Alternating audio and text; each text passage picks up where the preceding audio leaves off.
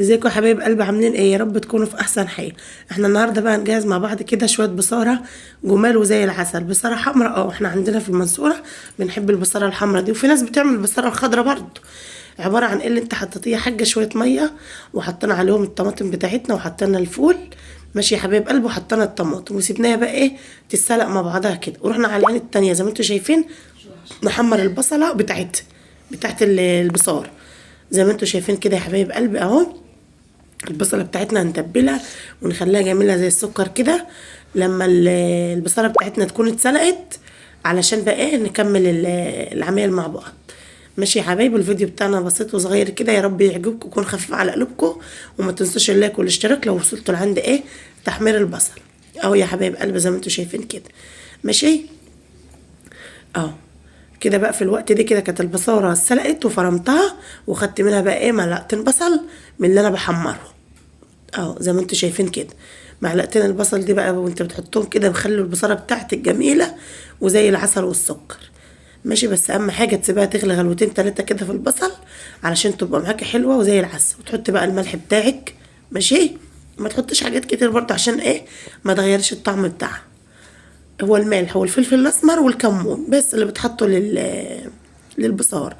اه دي الكمون يا حبايب قلبي، ماشي. وتحط حاجه بسيطه فلفل اسمر، في ناس ما بتحطش فلفل اسمر وفي ناس بتحط، براحتكم انتوا يعني.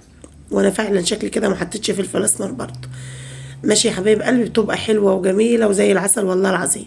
اهي قلنا بقى نعمل فرحه كده ايه، صينيتين البيتزا دول، علشان ايه لو العيال مش عاوزين ياكلوا منها من البصاره ياكلوا صينيتين البيتزا الجمال دول. بس المشكله كانت الكاميرا فصلت عشان كنت بصور لنفسي وانا بعمل صينيتين البيتزا دول يا حبايب قلبي اهو. اللي مش عاوز بصاره هياكل بيتزا وكده يعني زي ما انتوا شايفين بقى يا حبايب قلبي اهمت. اه شوف اقول لكم، انا زعلت اول لما لقيت الكاميرا قافله.